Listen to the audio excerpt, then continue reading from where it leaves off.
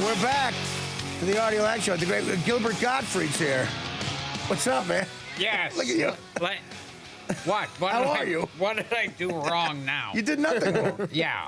You look perfect. Yeah. How are you, man? Yeah, last time I was here after you begging me to come on, I came on and you weren't here. I had the flu. Yeah. Okay, I'll take that as an excuse. That's what I'm hoping. Yeah, I'll believe that. That's what I'm hoping. Yeah, the flu. Yeah, because it's funny, because you always took care of yourself.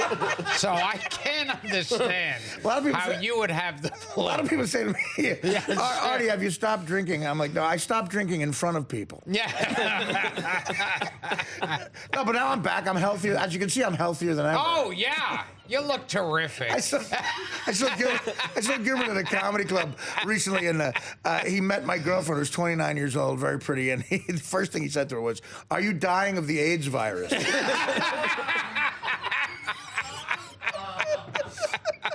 Which was very nice.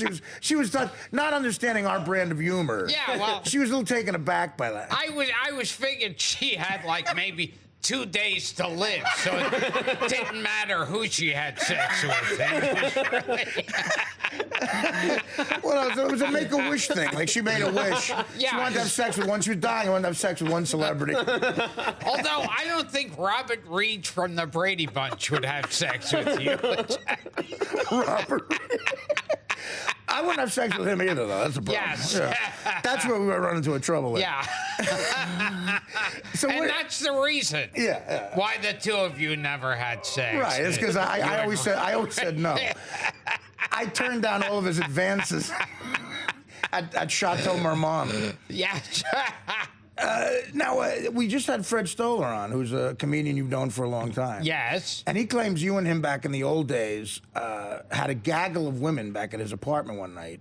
And one of them was Ben Stiller's sister, Amy, who Fred dated for a little while. But he claimed that they all loved you. They all said, "Oh, we want to be like Gilbert's groupies." Yeah. Do you remember that? See, here's the kind of groupies I get. Yeah, let me explain groupies. That the Gilbert Gottfried groupies. Yeah. I'll have girls come up to me after each show and say, "Oh, I am your biggest groupie."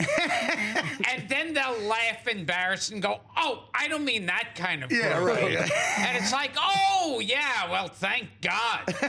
Because I thought I might get a blowjob out of this. And I really, thank God you're the type who just shows up and talks. Yeah. Because that's what I'm dying to hear. Yeah. When I got into this business, I was like, I'm getting it for the money, the drugs, and, of course, the conversations with young women throughout the country. Yes.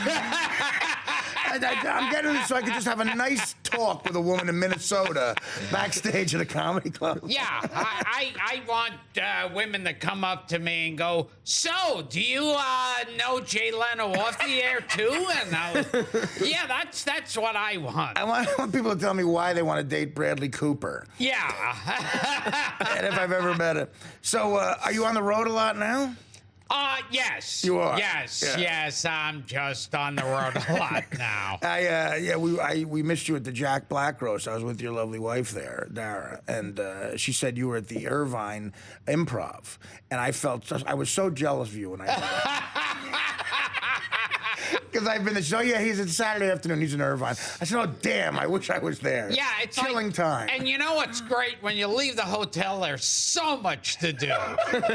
Yeah, it's like there's not even streets you can cross, let alone walk down.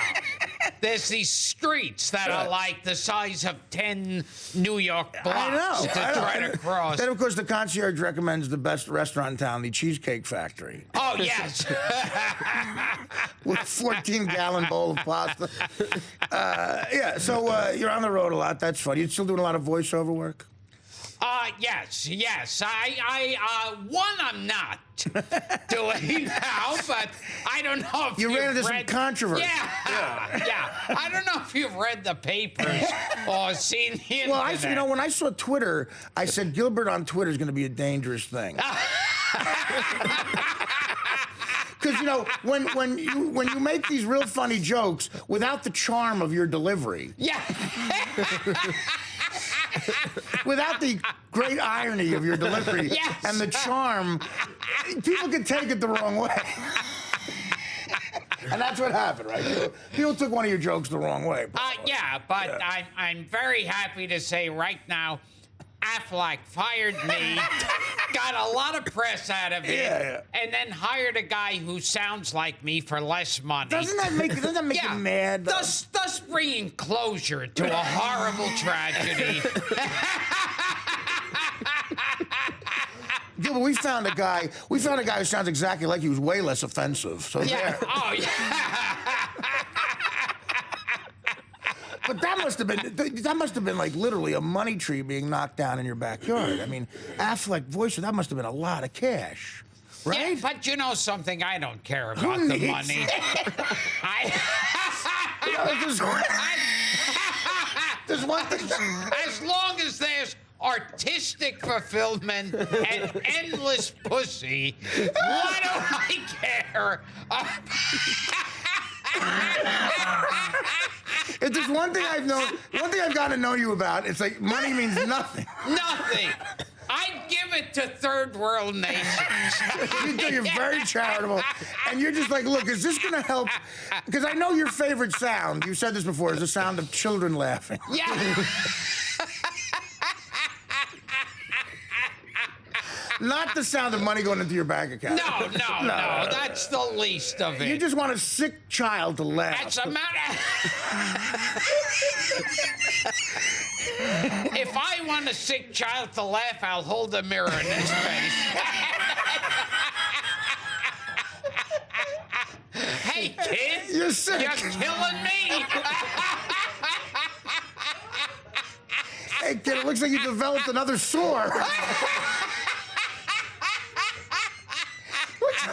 Looks like that infection got worse.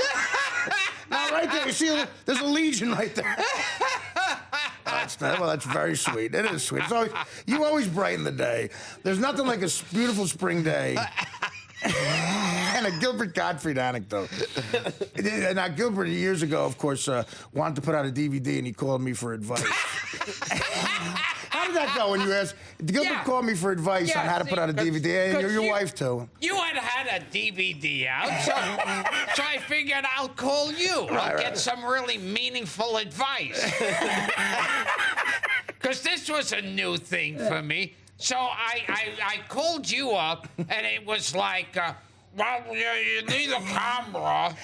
You need a camera, and the camera has to point at, and you do a couple of jokes. the ones that work, you could use on the DVD. If you have jokes that don't work, then I don't think you need those on the DVD.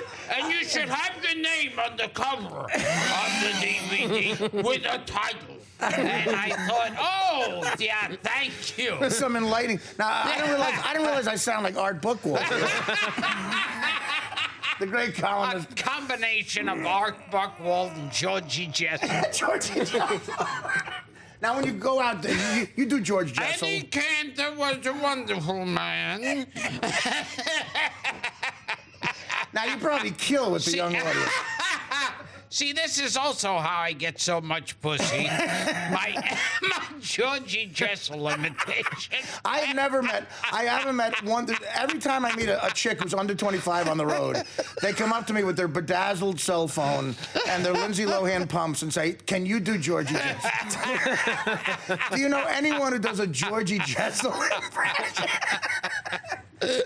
Can anyone do it? Mama? Yeah, this is your son, Georgie.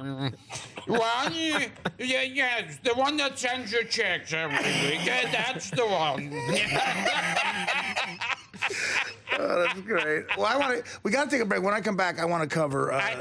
Wait. My website Now, is plug it. GilbertGottfried.com. GilbertGottfried.com and my Twitter. Yeah, that's what we want. Yeah, We've Twitter. spoken about my Twitter at Real Gilbert. At Real Gilbert. Yes. Hopefully that'll cost you another job. It's too late. I've got nothing to lose. Do you feel an artistic void in your life since you haven't been doing the Affleck commercial? Do you feel like you have to write another play or something? The artistic fulfillment I got That's that with those was Affleck commercials. unmatched.